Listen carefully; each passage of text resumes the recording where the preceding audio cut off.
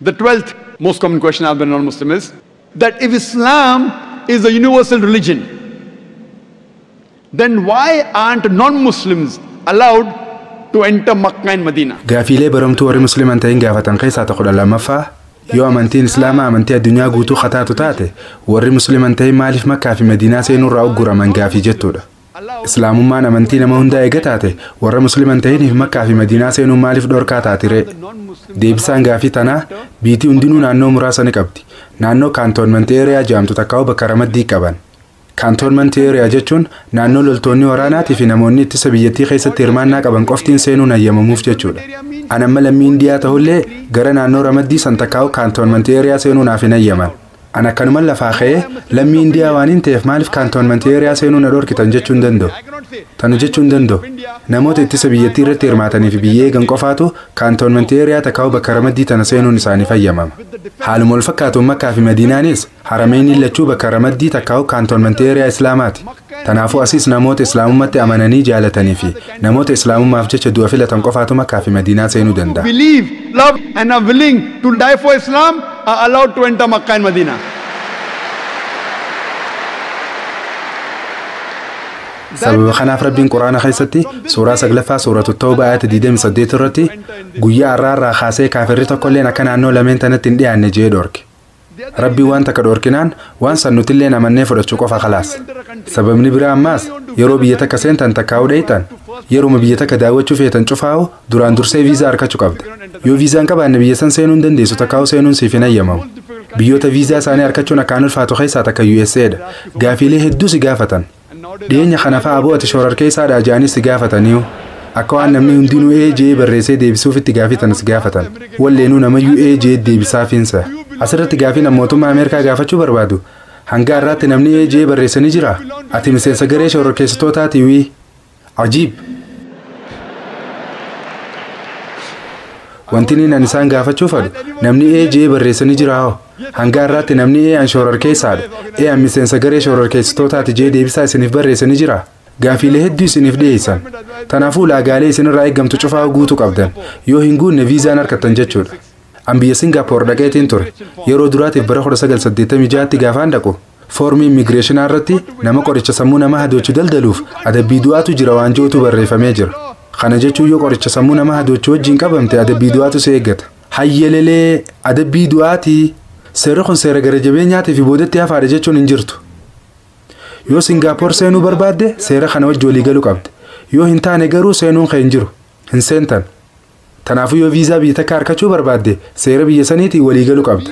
Amma gaa viizaan Makkaa fi Madiinaa seenuudhaaf isin barbaachisu. Laa ilaaha illallah Muhammadan Rasuulullah arraba keetiin jechuudha. And Prophet Muhammad the Messenger of Allah. Hiikaanis Allah malee Rabbiin biraan jiru Nabi Muhammad sallallahu alaihi wasallam ergamaasaati jechuudha. Yoo ilmummaan namaa khafadhee arraba isaatiin laa ilaaha illallah Muhammadur Rasuulullah jee viizaa Makkaa fi Madiinaatti seenuu harkachuu ni danda'a jechuudha. Magaalaaleen qulqulluun lameen tun naannoo ramaddiitti takkaa'u Cantonment Area'dha. Gara magaalaa tanaa seenuuf viizaan si barbaachisus Allah malee Rabbiin biraan jiru Nabi Muhammad sallallahu alaihi wasallam ergamaasaati jettee fudhachuudha. Sababa hanqina yerootiif jecha ammaa fi ilaalchota dogongoraa yookiin gaaffiilee baramtuu tanneen keessaa takka qofaaf hin deebii kan. Sanbooda akkuma duraanitti warra asitti walga'een hordofu jiran kanarraa gaaffiilee baraman waliigalatti irraa fuuna inshaallah. Yoo akkam xiqqaate ilaalchota dogongoraa kanneen irraa parsantii 50 ol dubbaddeetiin jira. Akka kiyyatti har'aaf gaaffiilee baraman tana keessaa takka 3ffaa amantiin Islaamaa maaliif Musliimoota foon booyyee nyaachuu dhorkiti? Foon karkarroo nyaachuun maaliif dhorkame gaaffii jettuudha.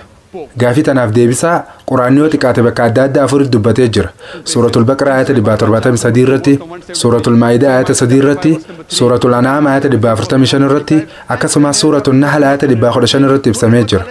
حرمت عليكم الميتة والدم ولحم الخنزير وما أهل لغير الله به isin irratti haramtee jira.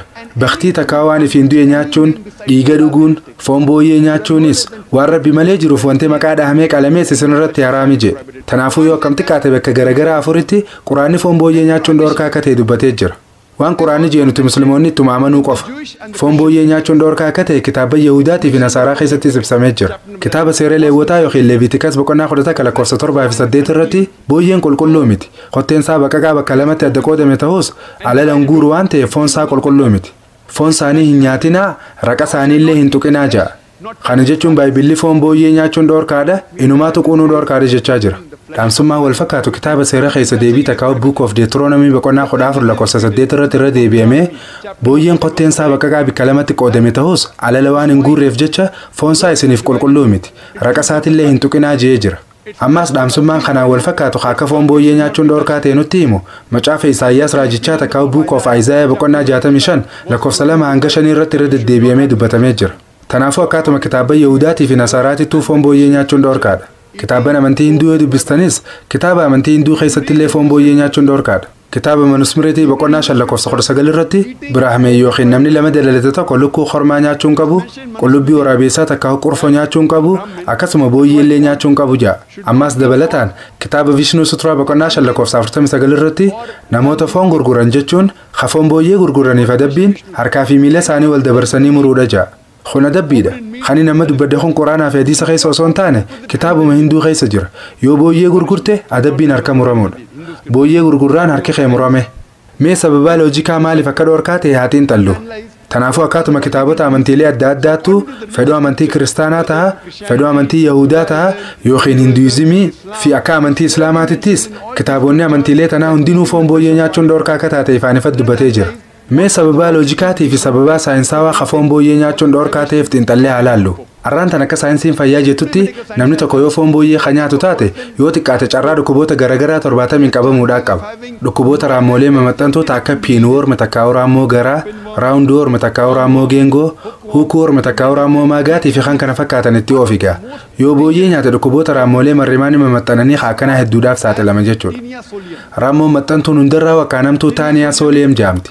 Taaniyaa sooleem maqaa biraatiin yookiin jecha warra waan kanarraa hin beeyneetiin teepoorm takkaa'uu minni yookiin muqurtii takkaa'uu raammoo koosoo jaamuudhaan beekamti.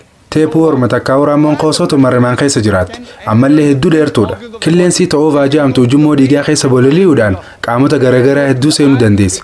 Yoo sammuu nama seente miimoorii takkaa'uu kuufannoo yaadata namaa balleessuu dandeessi. Yoo ija seente ija nama jaamsiti. Yoo onnee nama seente onnee nama daddabsiisti takkaa'uu dhukkuba onnee nama fiddi. Yoo tiruu nama seente tiruu namaa balleessiti. Raammoon tun takka nama seennaan qaama namaa cufaa'uu balleessuu dandeessi. Dhukkuba raammoo taaniyaa sooleemiin nama dhufu kanaan qabamuu kee gaafa firra beetetti duraanuu qaama keessa fafacaatee waan jirtuuf yeroon sitti dabartee jirti jechuudha. Carraan kee du'a qofa. Dhukkubni biraa hamaan kayoo namni foon booyyee nyaate nama qabu takkaa'uu foon booyyee nyaachuudhaan nama dhufu tiraayikiiwuris jedhama. Namoonni hedduun ilaalcha dogongoraa qaban. Foon booyyee kana yoo qacoollotti haala dansaan bilcheessite maxxantoonni konni du'an itti fakkaata. Akka qorannoon godhamte agarsiisu takkatti namoota dhukkuba tiraayikiiwurisiin qabaman 24 keessaa namoonni 22 foon booyyee qaceelloo bilcheessanii jiran. Kana jechuun nyaanni ati mana kee keessa bilcheeffattu oowwi takkaa'u tempereecharri beekamaan silaa foon bilcheessuu danda'u kun baakteeriyaalee fi jarmiiwwan akkasumas oovaa takkaa'u killeelee raammoota foon booyyee keessa jirtu sana ajjeesuu hin danda'u. Sababaan biraatis kan namni booyyee nyaachuu hin qabneef hedduutu jira.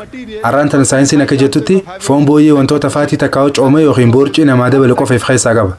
Wantoota irree takkaa'u qaama namaa ijaaru waa xiqqasha qofa qaba.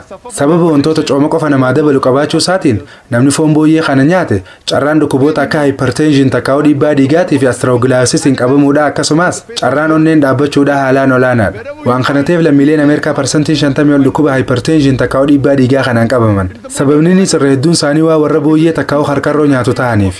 Arraan tan akka beekuu dandeenyetti bineensi dachuma addunyaa tanarraa wakkaan ajaa'uu fi xuraawaa jaamuun beekamu booyyeedha. Bakka tortorri faltii fi ajaa yookiin xuriin jirtu cufaa'u booyyeen dhabdan. Booyyeen bineensa akkaan fokkatuu fi ajaa'aa wasaqa. Namoonni gariin biyya akka Awustiraaliyaa keessatti booyyee haala gaariidhaan kunuunsanii waan horsiisaniif foon isaanii qulqulluu bareedaa dafaa ja'an. Anis waaniin isaaniin jiru Awustiraaliyuma sanittuu istaayi takkaa'u mooraa yookiin dalliyuma booyyeetti horsiisan san keessattuu beeytaa booyyee wayita udaanu deebiseetuma albaatii udaansaa san nyaata.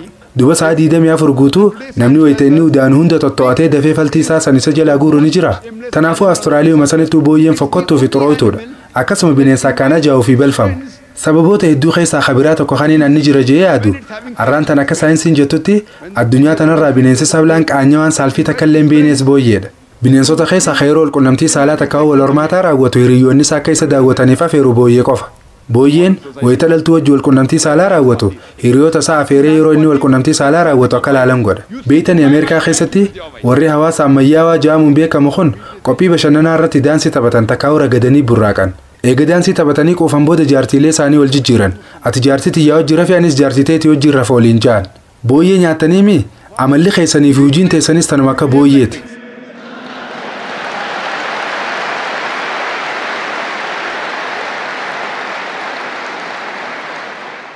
sababa hanqina yerootiif jecha gaafilee baraman diidaman cufaa isiniif deebisee xumuruu hin dandeenye.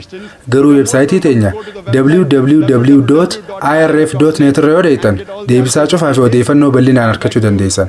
Yeroo hanga nuuf hafe kana gaafii fi deebii walgahii teenyaa tanaaf hin banaa dhiisuufadha. Haasoo qiyyaas ayata quraanaa suuraa 17ffaa suuratul Israa ayata 80 takka jiruuniin xumuruu barbaada. Waqul jaa al-haq wa zahaqa al-baaxilu inna al-baaxila kaana zahuuqa.